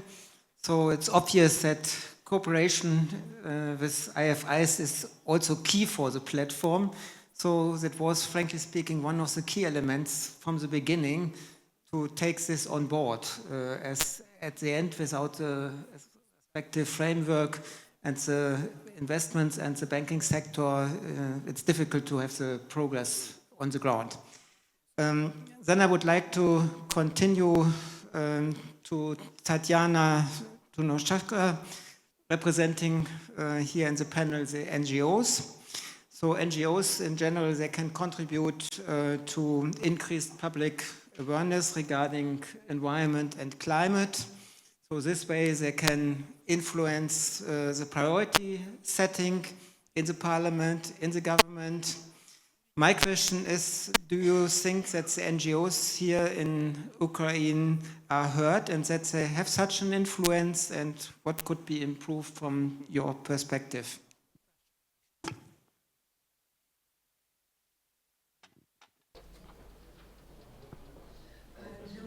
For Ukraine, the question whether we are heard enough is a bit weird, because since 1999 in Ukraine we ratified and confirmed by the legislation, we have the Aarhus Convention about access to information, participation in the decision making and access to justice. Of course, we are not heard as we would like to be heard, but in fact the questions which we discuss today in fact are consolidating both for the president of Ukraine, who even in 2022, in the beginning of the full-scale invasion, stated about green recovery specifically, and created the Council on Post-War Recovery, and all of the NGOs were involved in that in different sectors, and the governmental officials who are making declarations during these years, and today they demonstrate the understanding of how green recovery should look like, and the nature and climate organizations discuss a lot, but still we have a very specific understanding with certain diversions, but still very specific principles. We have found out what green recovery is for ourselves, and we don't only understand it for ourselves, we make people aware. We involve local communities, people in the at the grounds, in the places, all over the regions in Ukraine. We have close cooperation with the Parliament of Ukraine, with the governmental officials, and the principles of green recovery for us are just not the fashionable wording. Those are our values which we preach, and that is also important because it also coincides with the view of the Europeans, of the international community. First, we need to think about the climate and nature policy, which should be everywhere in the national, regional and branch policies at all of the levels. And only that can provide that every project and all of the investments will be using the green principles implementing in Ukraine. Undoubtedly, we are speaking about sustainable development and deeper understanding of sustainable development, and complying with the European standards of green recovery is important for us. We need to take into consideration the ecological component, which is so important. This balance is hard to comply with because Ukrainian economy has an obsolete structure from the previous years, but the war added its own challenges. Now we need to rebuild the structural approach to economy under the conditions of war. But we get help and support from the European directives and regulations, which we implement in every sector.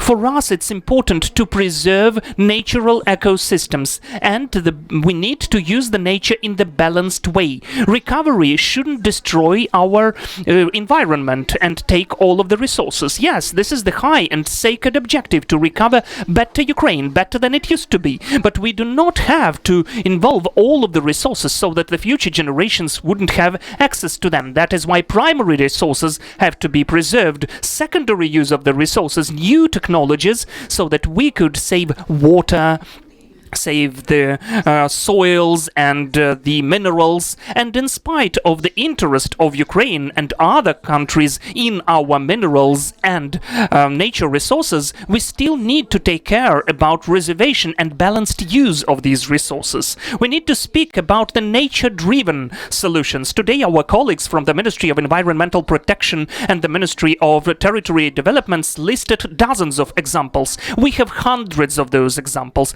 but still we shouldn't speak about local examples, but about the total, overall use of nature-driven solutions. The best possible solutions, energy efficiency, better and sustainable practices in energy, in agriculture, and approaching to the natural forestry. All of those solutions can give you the basis for the green recovery. Of course, we need to say who will implement that, who are the people who will do that. And undoubtedly, there can be the endless list of those people. But under the conditions of war, an important principle is inclusion and gender potential. Because inclusivity, under the conditions when thousands of young men and women lost their health, lost their limbs, but still some of them are coming back to the front line having prosthetics, but some of them have to be working here. We need to arrange conditions for them. That is why our inclusion differs from the understanding of inclusion in Europe, because this is the open space and equal opportunities for thousands of people who decided to sacrifice their life and health for the sake of victory, and we need to open these opportunities for them. And the women of Ukraine when not oppressed that much, but politically the war exactly showed lots of kind of celebrities, constellations of women in the government, in the local self-governance authorities. Who are the village heads now? Who are the starostas? The women, because the men are at war. Who are treating you? Who are taking care of you? The women. It's not only about gender equality, but the involvement of better potential for the women and training the women so that they could manage the country even now under the conditions of this complicated period when we need to break through and get all of that. There were conversations here about financial tools already, and we'll discuss that as well in the panel, but we would like to speak about the integration of European financial tools into our policy of green recovery. It's not like give us the money and we know how to use them. No, we need to have really complied European sustainable principles, how you fund and which projects have to be funded. And the taxonomy of sustainable investments is not some academic term. It is exactly which projects can be listed as green ones. Buying Russian older reactors for $200 million when you don't have where to install them, according to the opinion of the environmentally friendly community, it is not efficient. But we need to give the opportunity for the recovery of energy and to invest now into the renewables. This is the perspective we are striving for. That is why the integration of the clear and specific and understandable financial tools which are already working all over the world in the whole civilized world will help us better use every dollar, every euro, every penny during the recovery. And very important for all of us is transparency and accountability, involvement of all of the stakeholders. Those are the state authorities, local self-governance authorities, the institution of civil society, international organizations, businesses, academia, all of those who are interested in the green recovery, they need to be heard. And your question, whether we are heard, well, if somebody does not hear us, NGOs know how to reach those people who sometimes mishear us, because this is our country. We are not recovering it for anybody. We are doing that for ourselves. We are recovering for our future, for our children, and that is why this platform is here. I thank Pier Carlo, who told us a very specific position, how it functions, how it will be working, but be sure it will be a very harsh control from the NGOs. We need to know how the money of the Green Platform is used, because you will hear dozens of proposals in this room and later, so I wish all of the presentees to have the victory as soon as possible. We are doing whatever is possible for that. We are working for our victory, for the clean environment. Glory to Ukraine, glory to the heroes. Thank you, Tatiana. So I know from the past that NGOs have a very strong voice in Ukraine, and it's good to see that it continues, and maybe even more relevant in these times. And it's also worth mentioning the number of initiatives in the regions, in the municipalities. It's extremely important and really goes beyond just protection of nature and environment. Thank you. Then our last panelist for this round, and I have to look a little bit more on our time. But and so far we will have only this one round, but at least give also the opportunity to react. But before coming to this, I would like Olya Kuliak from the Federation of Employers to speak. The private sector, as we have heard, as we know, it plays a key role in the recovery and in the economic development of the country. And among all the challenges that brings, it's all about balancing between ambition and the opportunities, and on the other side also potential effects on the competitiveness, keeping it or positively improving the competitiveness of the country.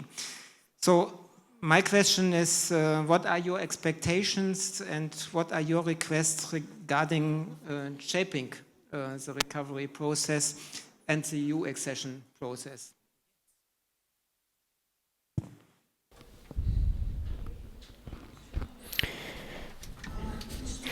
Thank you so much for this question.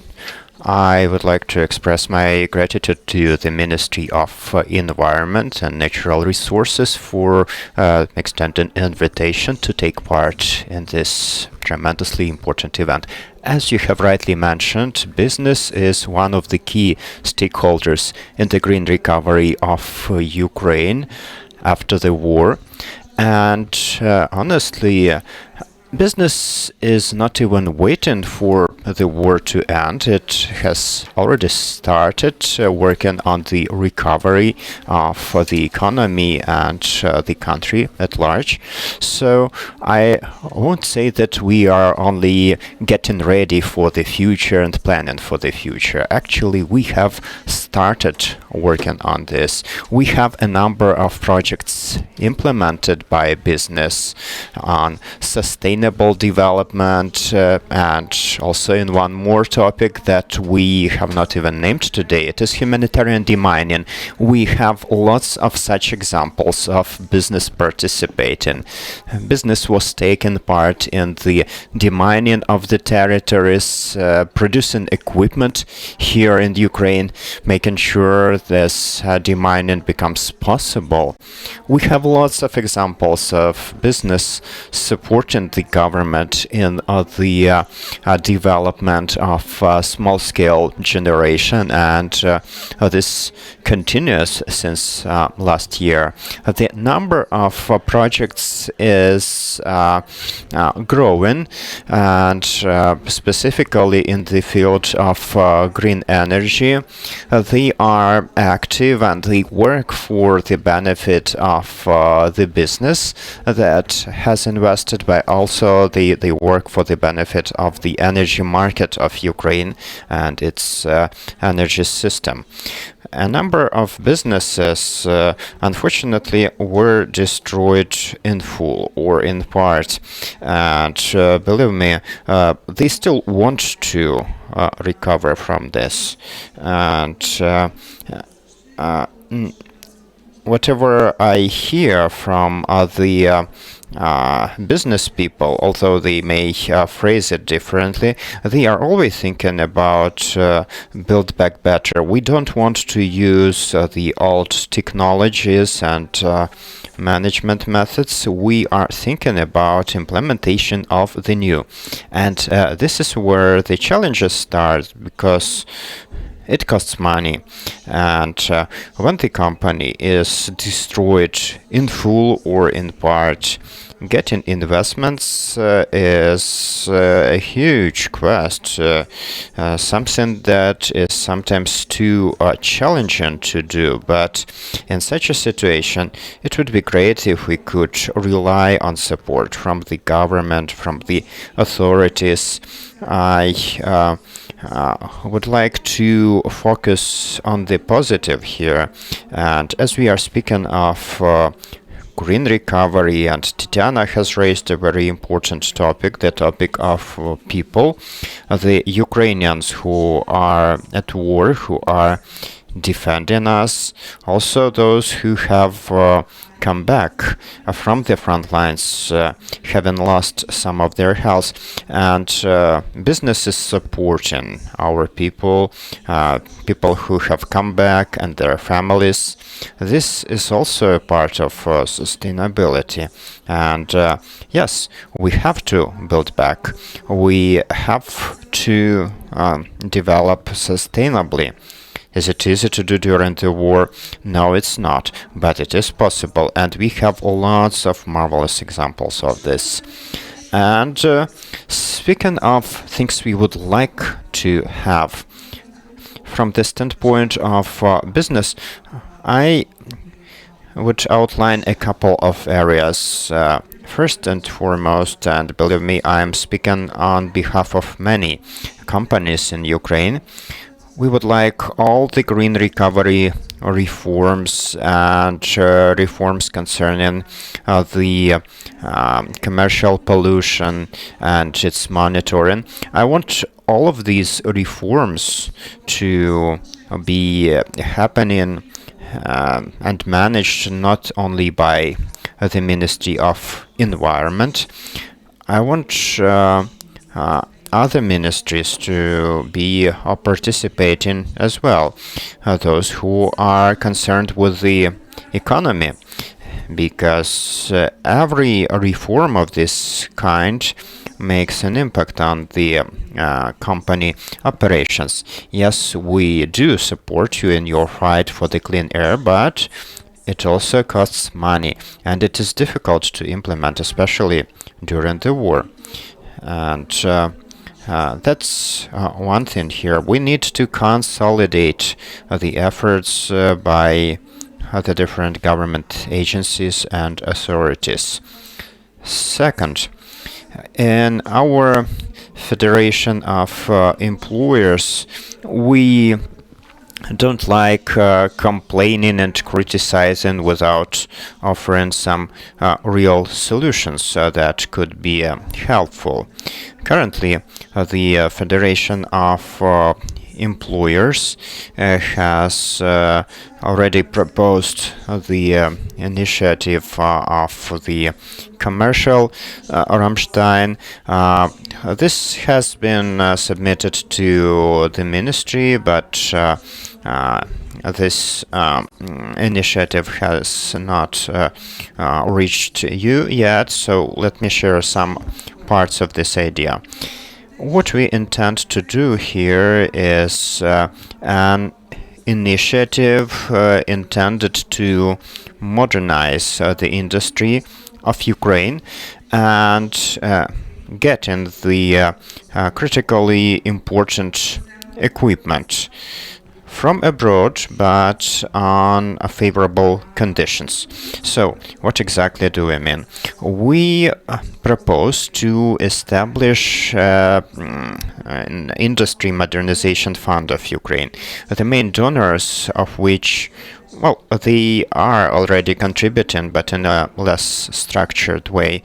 So, the donors would include the international funds and organizations, the funds from the governments of other states, and the intention of this fund would be ensuring the upgrade of the equipment of industrial enterprises of Ukraine, laying the foundation for the economic recovery and sovereignty of Ukraine, and also with a view to protect environment. Yes, we cannot be rebuilding the old things. We have to recover in new ways. Another aspect that needs to be included is initiating the programs and financial tools for industrial modernization of Ukraine with the purpose to provide a means of production and favorable conditions. So this would be the benefit for the businesses impacted by Russia's military aggression. One more aspect is enhancing cooperation with international development organizations and institutions. GIZ, for instance, I know that last year the ministry implemented a wonderful project for the enterprises, and it's still being implemented, and the Federation was taken an active part in the implementation. It would be great to scale up these and other similar projects. This would be very favorable. I know another example, the example of JICA. You work with them, and as far as I am aware, there is an MOU with them, and this is another great opportunity. The main intention here is to support the upgrade of equipment. So we are enhancing cooperation with the idea to develop industrial cooperation. We are not just saying give us money. We are intending to cooperate, and this would be beneficial both for the Ukrainian companies and the companies abroad working in the countries, the governments of which are supporting Ukraine. And I could continue the list of these initiatives, but it would take time. I'm ready to answer your questions, and thank you once again for giving us this opportunity to share our initiatives. Let's have such meetings more often.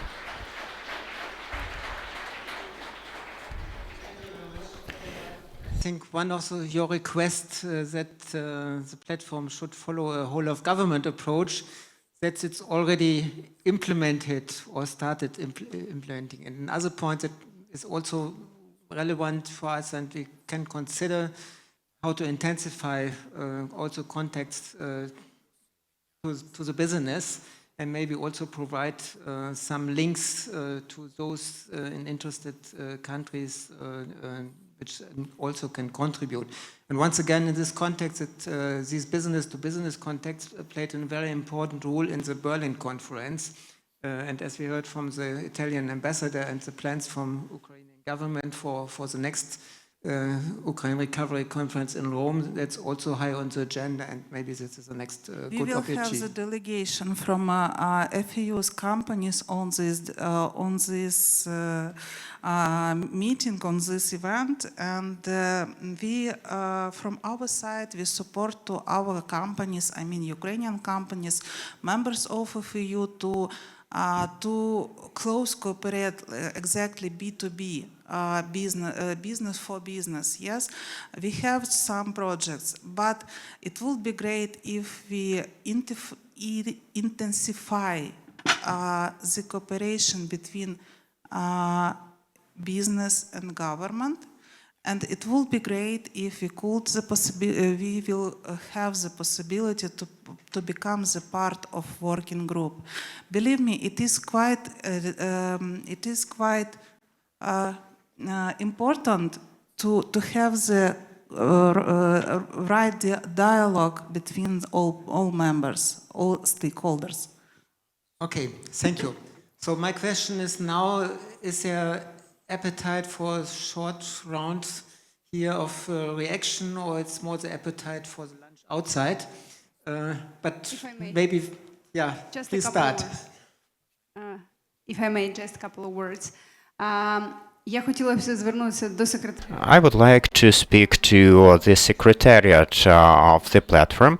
We have heard a lot about the important reforms and about the initiatives to be implemented. In order to ensure the internal coordination, we need support as a government. We need support to coordinate and structure all our needs. We have a number of sectors under which we can list a number of projects, and it would be best when we are approaching the Rome conference to be able to present a list of priority projects that we have identified with the civil society and something that we also believe is of strategic importance. So this way we would have some kind of roadmap, and each ministry in its scope of responsibility will provide its own list of current cases and prospective projects having to do with the green recovery, and the banks and our partners in green recovery will also be able to show their contribution, because we have a big number of examples, but you would be unaware of them if I didn't mention them, because in this huge scope of our country, taking into account the huge scope of destruction, this is still a small percentage, but we are building on something, and once the war is over, once we get our victory, we need to be able to rebuild in great strategic scopes. And so, to visualize our contribution, to showcase the role of every stakeholder, it's important for the platform to do its homework and help us showcase this work in the Rome. I think we have started it with the matrix of activities, but this is what you can see on the website, but this is just a starting point. And of course, the already mentioned digitalization of work provides also new opportunities, and surely we will work on this. Thank you for the proposal. Svetlana. Thank you so much. I will propose to make some summary of this discussion, as we are behind the schedule right now. I know that Jürgen is very diplomatic here and he doesn't want to stop us, but well, the main conclusion I can make after participating in this first discussion, I see that there is a huge demand for the dialogue of everyone involved, all the stakeholders from the part of the government and the civil society and the experts and businesses and regions and the communities. So I believe and the parliament, of course. So I believe Pier Carlo and Eva share this wonderful idea to establish this platform, and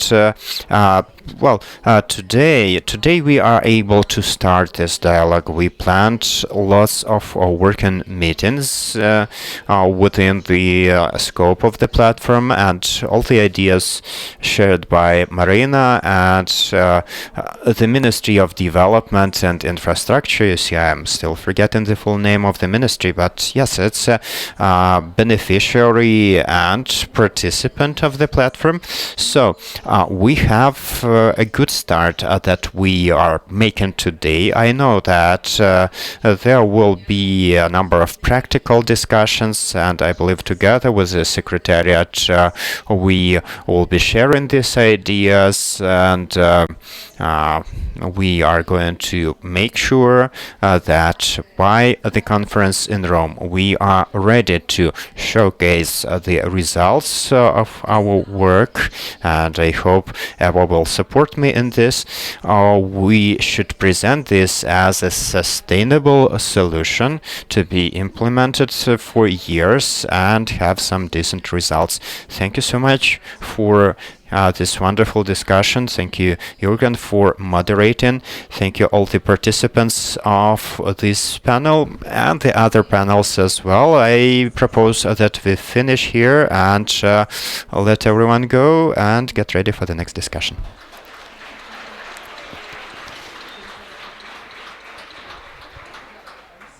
Great applause for our plenary here.